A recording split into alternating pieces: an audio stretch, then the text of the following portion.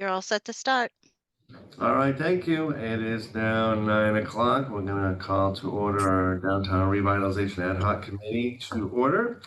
We'll start off with approval from meetings from our last meeting. Do I have a motion to accept those minutes? Sure, motion to accept the February 22nd, 2024 meeting minutes. Thank you. I'll second that. All in favor? Aye. All right, motion carries. All right, and we have possible people jumping on the call, so we'll open up the next section of public comment. Does anybody want to make some public comments before we get started with our meeting? All right, hearing none, we will move on to items for discussion. We'll jump right into just getting some updates from our CEDC director, Bob Ruley. Bob, what do you got for us right now on the status of downtown revitalization? Well, as we mentioned earlier, the joint committee met. I don't miss what Ruley's saying. Can I call you back? I don't think they're happy to see me. Hello? People should use the mute feature. Yeah, Donna, if you want to listen, just hit mute.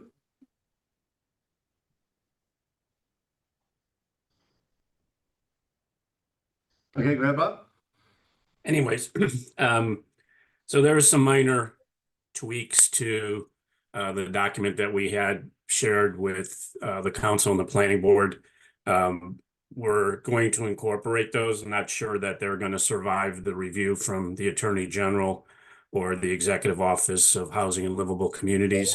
Notwithstanding that, it will, if it's approved, allow us to submit the amendment for review and a lot more importantly, allow us to start to apply for one-stop grants. I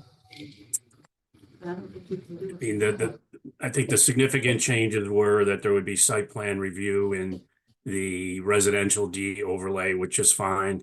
That there'll be a 30-day period for the planning board to review an application that we get to give a recommendation, not to vote on it. And then one other element that I know is not going to survive is that there is language in the statute that talks about affordability. It's not written correctly because it says a municipality can have between 10 and 20% of the units affordable for people that are earning more than 80% of area median income. If you're making more than 80% of area median income, you're not considered either moderate or low income. So I have to check on whether or not there's even monitoring available for that. My research this morning indicates not. And you know, in that area where you have very small lots and a small number of units, I mean, it really makes no sense because if you have to have a monitor and you have to incur additional expense to do that.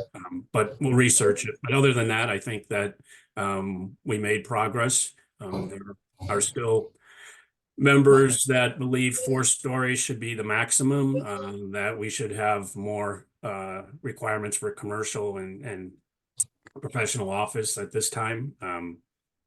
But you know, my position has been clear on both of those. So, so we're making progress, I guess, is, you know, hopefully this is going to be approved on Tuesday and, you know, we can start to apply for some funding. You know, as I shared with the board members, committee members, and the public last night, and I've shared this slide when I did the presentation to the council in March.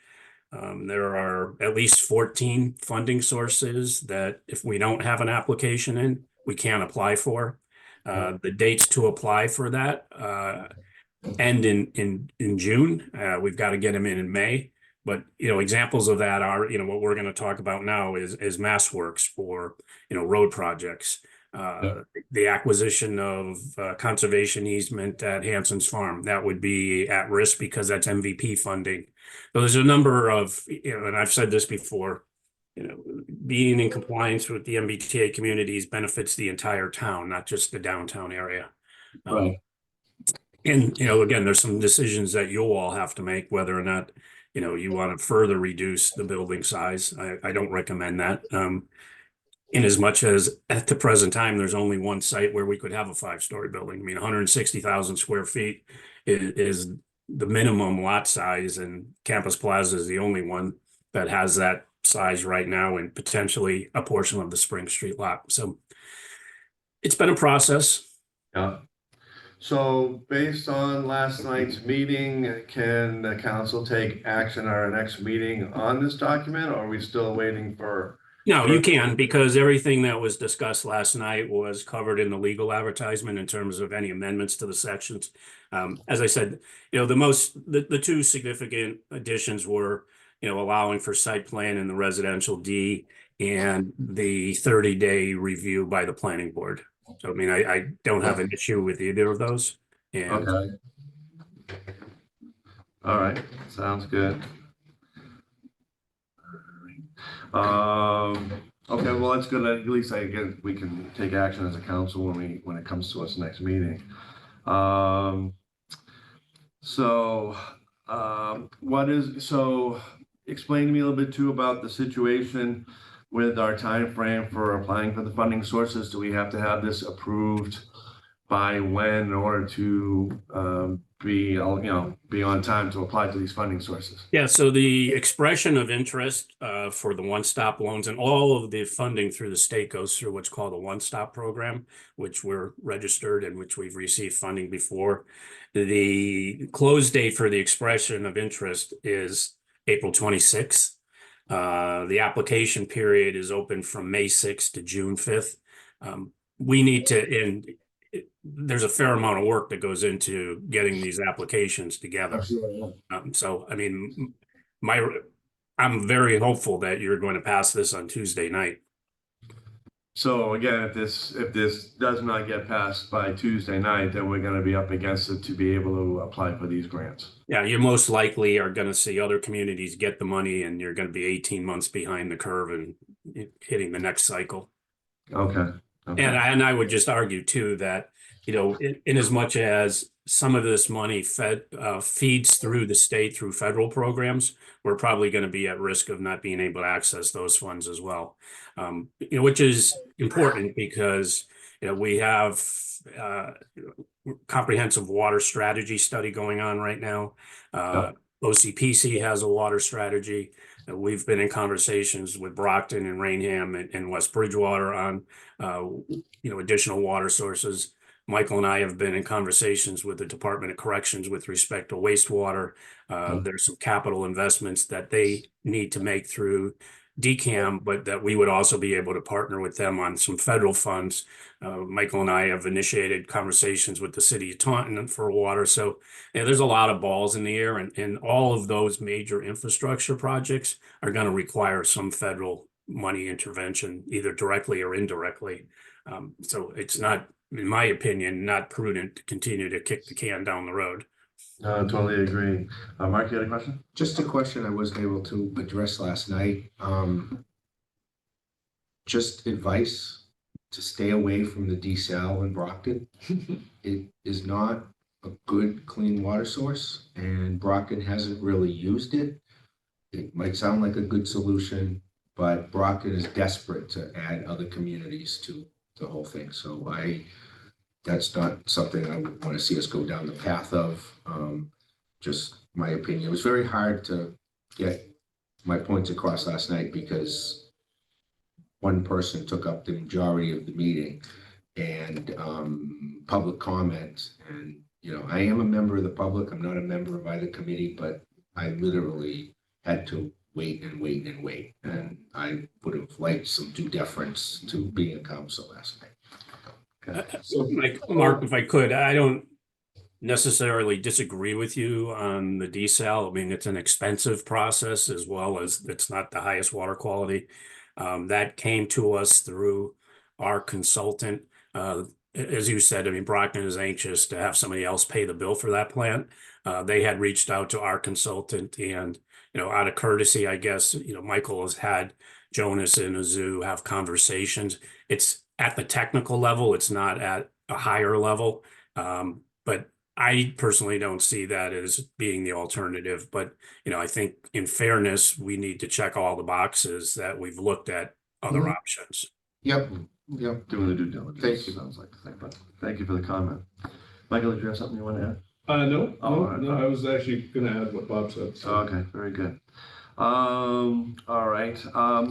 The other thing to just bring up is, at our last meeting, we did, pass the resolution for the Route 18 Corridor Transportation Planning Study, to get going on some, engineering for the downtown. So I would actually, ask Michael what the next steps would be after we've got this, resolution passed.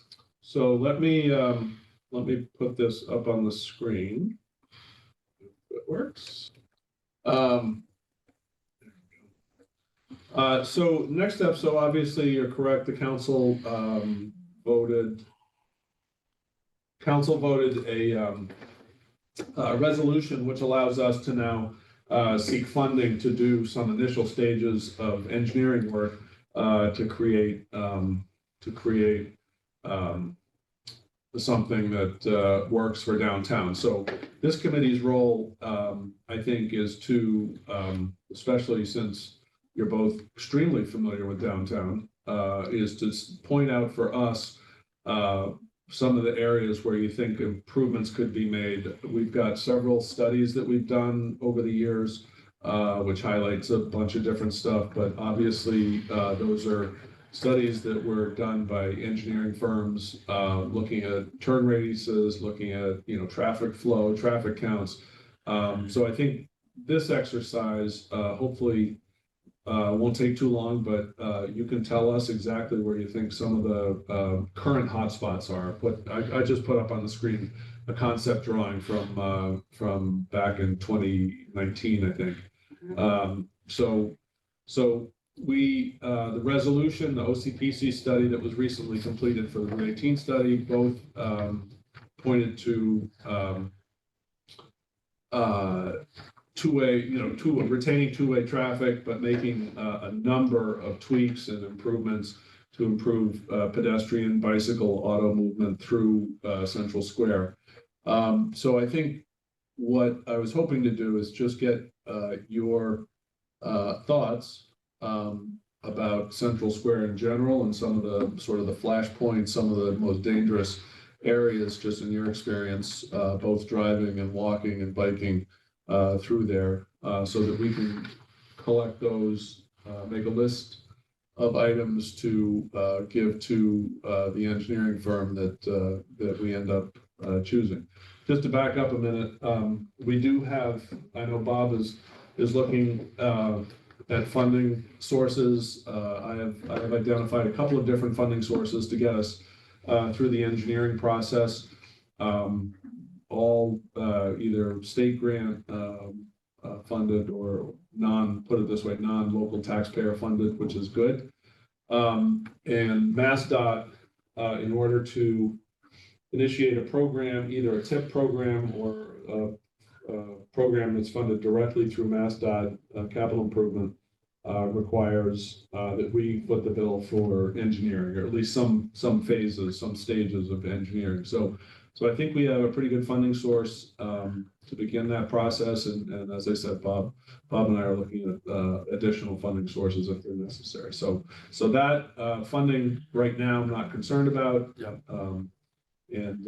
But anyway, more concerned about what we actually tell the engineering firm about what we really are looking for. Sure. So what I'll do is I'll just make a list. You can just fire away. I'll make a list and we can. Sure. Again, I think in collaboration with what the prior studies have shown, I think ultimately the biggest things that were discussed was keeping the two-way traffic is definitely a key thing. Switching to parallel parking on the sides as opposed to the angled parking, so we could widen the sidewalks. We were talking about potentially, if there's enough room, a bike lane that could run through there. Traffic lights at the beginning intersection of Route 18 and School Street, and the south end of the common, I think, was discussions of some sort of traffic signal there that might alleviate some of the traffic if that proved to be feasible. I think, again, that's where I would get the opinion of the engineering, exactly right in that area there. If a traffic light was needed there, or at the other end where you come off of Church. not, well, yeah, Church Street, but the main road going toward the schools. South Street, I'm sorry. So that intersection of South Street, I know there was potential talk about some sort of a potential signal there too. But again, I don't want to get too signal crazy, so I just want to, I want to know what the best strategy through engineering would be for traffic lights. Obviously, the flow of traffic south to north, I think, is very important because we don't want to see the traffic backed up to Legion Field and vice versa. We don't want to see the traffic backed up down to the Burger King and further back, trying to come from north to south. So timing of the lights is very important.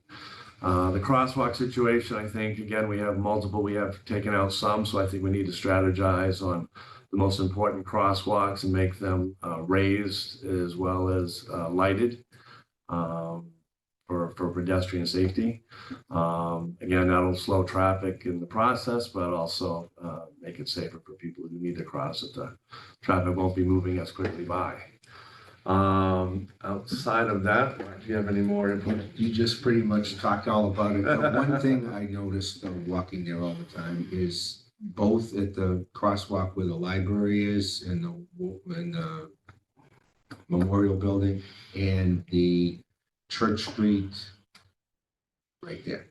Okay, people just blow through that. You take your life in your hands crossing that crosswalk. Yeah, And it might be the best location for them. Yeah, it's just. Unless we do a signal light there, which is going to stop traffic and allow people to cross, but that's again, Yeah, but I think what you were talking about was like a raised thing and some more lighting. I mean, I just look at people, they're not even paying attention at all to anything. And when the crosswalks were taken out, it forces you to either that crosswalk or go to the middle of further down. Yeah. And, what I worry about though is the bike lane. I just don't see how we have enough room to do that. I'm not an engineer, so it's well, up this to is the- why, right, that's to the why. engineer. Everything you said, I agree with. Yeah. So it's. So let me ask this question. Do you any desire to, are there any, like here, they put an additional walk here, any desire to add or adjust the sidewalks or crosswalks in Central Square? Well, again, as we talked about potentially for the businesses, if we have a possibility of widening the sidewalks to add, maybe more business-friendly activity, if it does attract a restaurant or a cafe, it could have some sidewalk seating. Again, it really is based on the space allowed. I know in some areas we have maybe a little bit too much space, in other areas we might not have enough space. So again, I think some of the original plan did talk about some widening of the sidewalks, especially on the old town house side. On that side, as Mark pointed out, if there's room for bike lane, great. I know, with potential design issues for parking on the old town house side too. You might take that in consideration as far as, how much parking. I know we actually had discussions of parallel parking on both sides. I don't think we're going to have enough room for that. I think it's going to probably have to stay on one side. And then if we have additional parking in the back side and potential, building structure, all that, I think that's going to help a lot of parking on that side. The question is on the other side, the west side of the common, Up here. where we're going to do parking for that side, because it definitely has more limitations. So if there's room on that side for parallel on both sides, again, that's up to engineering. I don't know if there's enough room for that. The crosswalks, again, I think we had discussions in the past where we're a little crosswalk crazy as far as the number that we have. So again, I think if we strategically place them maybe more in the middle where it's safer, that traffic can actually see the person in the crosswalk. I think that would be a safer alternative than putting them on the ends, as Mark was saying, because again, people don't have a good head of speed by the time they come to the end of the intersection, so it might be a more difficult stop, or especially as they're coming from north to south, coming around the bend from Main Street onto the Common. All of a sudden, that crosswalk there, a person's in there, it's a quick stop, and then you got people getting rear-ended and all this other type of stuff. So it might not be as convenient to get to certain areas around the Common, but I think if we do centralize and minimize the amount of crosswalks that we have, at least I think it'll create a safer opportunity for people to cross. I know we also had discussions on the north end, the little island, if we have a different design turning on to Summer Street with a triangular situation. I'm not sure what the best case scenario is for that situation when it comes to truck traffic and circular radiuses and all that. I know there was some different design ideas on that from engineering. I'd like to kind of get, a traffic engineer's best recommendation on what to do on that end when we have that whole, coming south to north, trying to get to Summer Street, trying to go, straight on 18.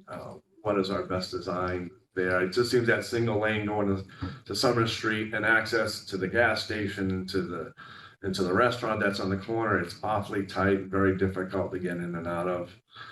So I think that needs a little redesign down in that area. Is there anything, let me ask this question, is there anything, in this area, in the sort of these two triangular areas, is there anything sacred there? I mean, I know there's the little booth, Is part of it, there's a plaque. is part of it, the park that's across the street goes with it?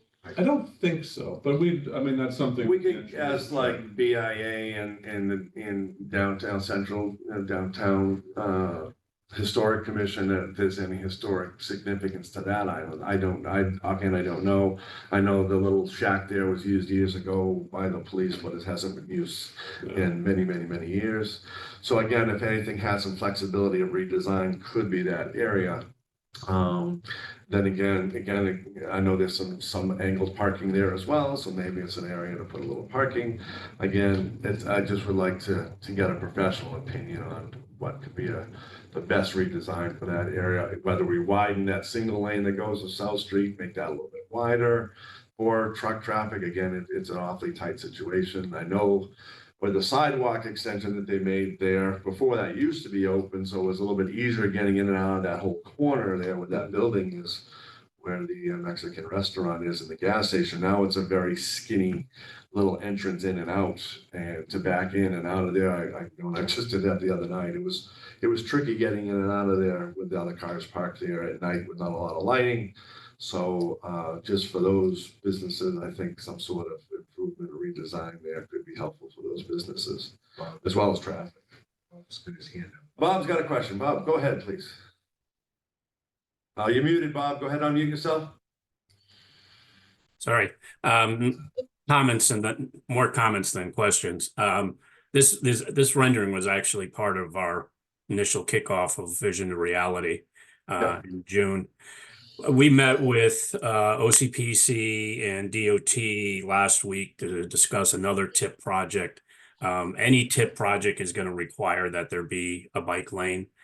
We were meeting with them with respect to Flag Street, and even on Flag Street, they're saying, you'd have to have a bike lane. Somebody would have to drive their car there with the bike to use the bike lane. But and their process is very prolonged.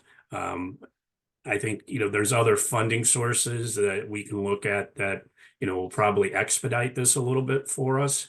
With respect to the intersection that you were just referring to, Doctor, Michael and I have talked about this previously that, with Bluestone kind of slimming down in, the Walgreens, I think that, there's a potential to do some takings on either side to kind of straighten that intersection out. That was a recommendation also through the Route 18 corridor study to not have that be such an angle when you're coming out of Central Square to Broad Street. So, I think there's a number of engineering things we can do there, but just looking at this snapshot of a map and addressing parking, there's a lot of unused parking behind these buildings. So I think, in terms of how we treat Central Square and parking, that needs to be wrapped into a larger parking management program in terms of shared parking. Yep. So those are just my, observations. I think that I have an RFQ ready to go after today. Michael and I have talked about it. So, I mean, I'm anxious to get somebody on board and start to, have some really meaningful conversations about what our options are here. I agree. Again, I'm not an engineer, Mark, not an engineer. Again, we've lived here, we know the flow, but I really want the true professional's opinion of what's a realistic design change that's gonna work and flow. I know we've had, the traffic studies, the OPC, OPC PC study. And I've seen the traffic pattern design, and they've come up with a few different, things here or there. I was like, oh, no, that's not gonna work. But I would really like to see this engineering study come up with some good, solid design plans that's gonna work for the design of the downtown. So then we can kind of step off and, like I say, look at the shared parking situation, approach business owners and building owners of what the next steps and plans will be. But it all really hinges on the design of the traffic flow here. So I'm with you. I want to, get this going ASAP if we have the funding sources to do so. Let's get this ball rolling and at least come up with some sort of design plan that we can, look at, check off, and move forward with if we can. I'll say that, I think the previous studies were more planning studies and traffic studies than this. I've talked to a number of engineering firms in advance of this. They get excited by the complexity of what this looks like. So, Oh, good. so Well, it doesn't mean they're gonna charge us more money though. no, I mean, I think that they're, these are firms that have worked in other municipalities that have similar challenges. This is just kind of typical of New England downtowns from a Right. certain period. So, as I said, I'm anxious to get moving on it. Yeah, very good. So again, so that's my feedback. If that's enough to point you in the right direction, Michael, do you have any more comments you want to make on it, Mark? So I think David Moore has his hand up. Oh, we have someone else in the audience. Go ahead, David. If you're not muted, go ahead and speak. Yeah, I was really glad to hear Bob mention that a key component to this plan, even though it's 5 years old, is picking up some alternative parking spaces. I can see going to parallel parking as putting a tremendous problem with the merchants along the, I guess it'd be the west side of the common, without some type of relief for alternative parking for those patrons. Right. I agree with everybody that this is it's a serious problem, and I'm anxiously waiting to see what the alternative is. But right now, this plan is only half the picture. So I was glad to hear Bob talk about the alternative parking spaces that we've got to come up with. As far as a historic resource for the little, which is commonly referred to as the Little Common, Yeah. just point out that was the site of the first Bridgewater Academy. But other than that, there really is no historical significance to it that I'm aware of. Okay. And there was a mention, I don't know how it got crept into the conversation, of Flag Street. It was brought up last night of sidewalks. There's a 1 mile sidewalk on Flag Street. Great, but it doesn't go anywhere. There is no connection to a sidewalk on Summer Street or on Bedford Street. So years ago, when developers came in to the planning board, we used to suggest to them, instead of following the town regulation that said that you got to put sidewalks on both sides of your development. Okay, you put a sidewalk on one side of your development, but then we'll give you a break. Don't put in 2 sidewalks, but how about putting some sidewalks in somewhere else in town to give us some linkage? Sidewalks come all the way down Summer to Laurel Street, but from Laurel Street to Flag Street, there is no sidewalk. And we have sidewalks down off of Summer Street with Eagle Trace and so forth. We've got all the sidewalks off of Flag Street and Bradley Lane and so forth, but they don't go anywhere. You can't get to the center of town, so people are forced to drive or keep the kids off the streets, period, because it gets really dangerous. So if that can be addressed with future programs, linkage and alternative parking to the loss of the diagonal parking in the town center. Thank you, David. Great points. I appreciate that. I wrote them all down. Anybody else have any comments from the public out there? Let's see. Nope, don't see anybody. All right. So let me ask one last question. And I know the answer. The comment itself. My long-held belief is that we're not gonna chew into the comment at all. And I don't think that's necessary, obviously. Yeah. What if, just for example, what if the common were actually expanded in some parts? I mean, as far as about I would say the north side where it kind Well, of comes into that. I mean, point just there. anywhere, somewhere, because Yeah. right now, Highway was hoping to let's see if I can get my clicker. So right here, where we eliminated the 2 lanes, Highway was hoping to, and I realize this is not the same scale, but Yeah.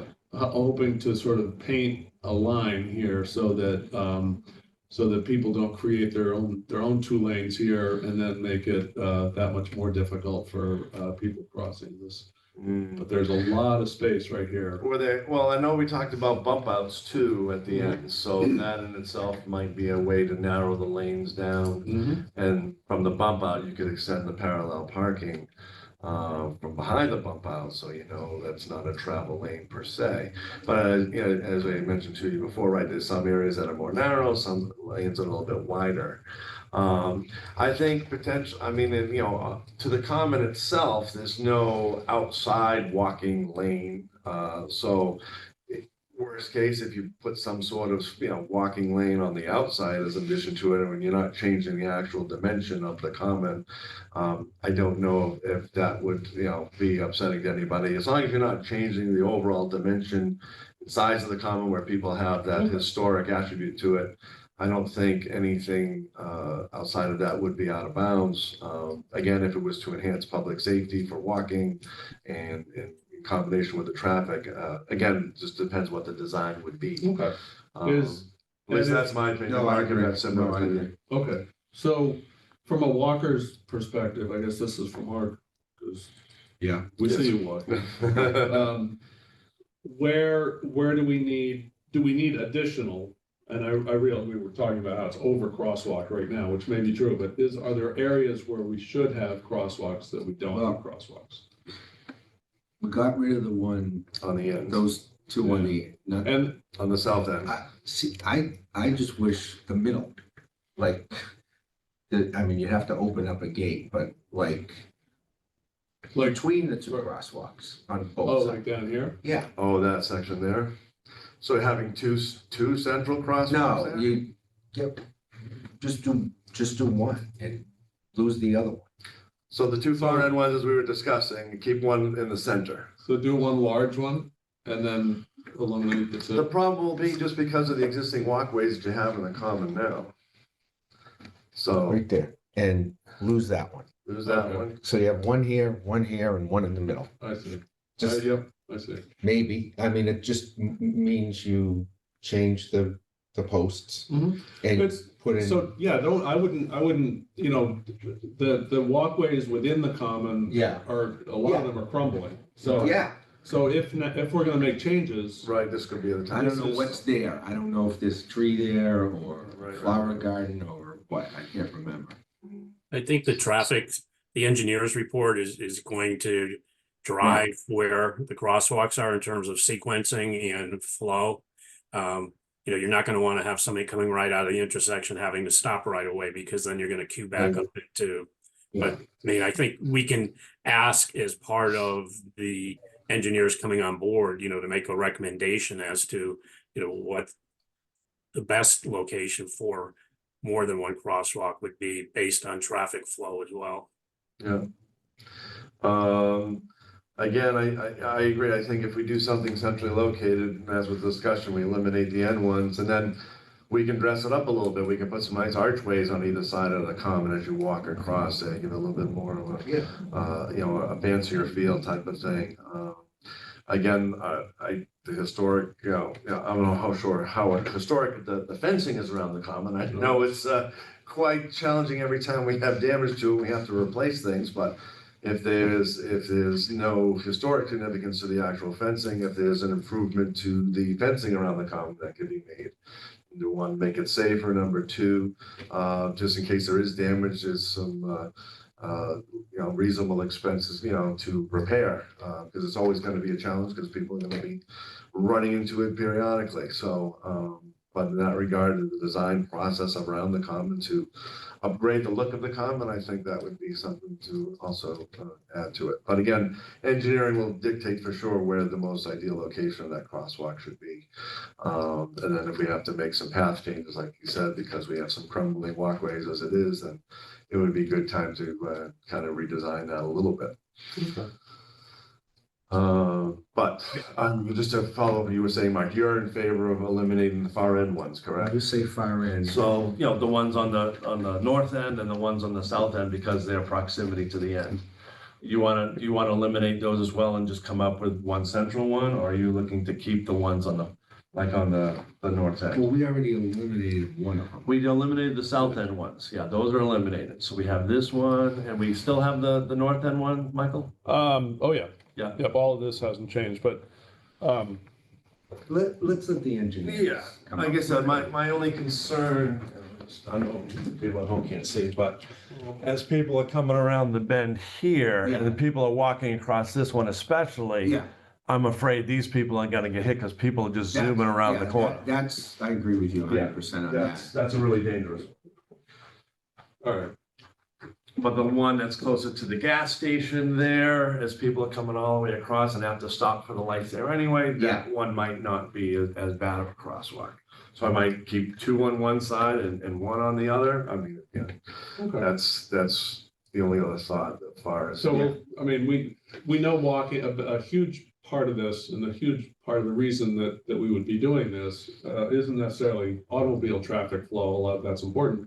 It's to make it much more pedestrian friendly, because and bike friendly, however we can do that. So the other biggest concern is then obviously trying to get pedestrians from the common down Broad Street and trying to create a safe way to get them across the lanes of travel there. So obviously that comes with, lighting, again, whether it's some sort of a raised crosswalk or a lighted crosswalk. But eliminating, so I think, I'm not the traffic engineer, but my suggestion to the engineers is give us, let us know how we make this crossing as easy as possible. Right. Because right now, trying to get from here Yep. over to here Walgreens and further is, south. you have to take out a life insurance policy and Correct. hope for the best. Mhm. So that's kind of the objective. Right. So, I see the bump out drawn in there to try and shorten the distance and stuff like that, but, and also, what we're trying to do is eliminate, these kind of long diagonal they're crossings. exposed for quite a while there. Yeah, and so if there's a way to do that within the constraints of this intersection, then that's fine. Well, that's why I think if you can do a taking on the diagonal corners, Walgreens, part of D'Angelo's and Bluestone, then you're gonna be able to square that off a little bit, so you're not gonna have such long, you're not walking that tangent. Yeah. I agree, Bob. All right, so that's the feedback for you on that one. Okay. Anything else that Do you? we vote to recommend or? No, this has already been passed by the. That's right. That's right. So Okay, that was just to just So bring this, that up. I mean, this is a great exercise because it gives me, as I said, it gives me a list and we can feed that to whoever the engineer ends up being to begin some design work here. So there's different steps. There's generally a 10% design and then it goes on up from there. Yeah. And then once we have a 10% design, we can bring that to Mass DOT and begin to get their buy-in and funding. What type of time frame do you think we're looking at, Michael? It's very hard to say, but you know, several years. Okay. But it also Not, has to. not a quick process. No, No. no. Just to And let in the people- meantime, we have done, you know, probably not very obvious, but we've done a number of things that were recommended a few years ago to make it safer. We've got more to do, obviously, and we'll keep plugging away on those smaller items. So, Is there some, and I know we've had this discussion before in the past, but are there some short-term temporary things that we can do outside, more than what we've done so far on pedestrian safety, crosswalks, Mhm. lighting, things like that? Because again, if this is gonna take a number of years to develop and then finally get built, we're just definitely exposed for that time frame for pedestrian safety. yep, I had mentioned, you know, repainting, paint on the pavement is very surprisingly quite effective in some traffic calming. And you know, highlighting the existing crosswalks, brightening those up substantially. Central Square for the most part is pretty dark.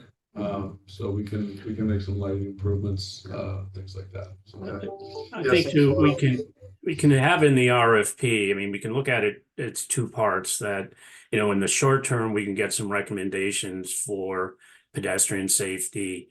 And you know, the engineering, as Michael said, that's going to take a longer period of time, but you know, I think, well, whatever we do, we want to make sure it's going to complement what we're doing down the road, but I don't think it's a heavy lift for, you know, them to come in and either confirm what we think we want to do or give us some alternatives that we can do in the short term. Yep, great. No, I think that's exactly what we need because, like I said, everything takes time, and even though people want to see things change quickly, but at least we can come up with some short-term solutions to get us to our end goal. I think that'll prove to be helpful in the public eye as well, and then just again ensure pedestrian safety there. Very, very good. So is that everything you need going Yep. forward on that? Yep. Very good. Bob, did you have any other parting comments or statements that you want to make? Just trying to get outside to get a tan today, that's it. So we'll wrap this up pretty quick. Okay. Mark, any other Nope. comments, concerns? No, I'll make the motion to adjourn at 9:43. Very good. I will second that motion. All in favor? Aye. Aye. We are adjourned at 9:43. Thank you. Thank you. Thank you, everyone.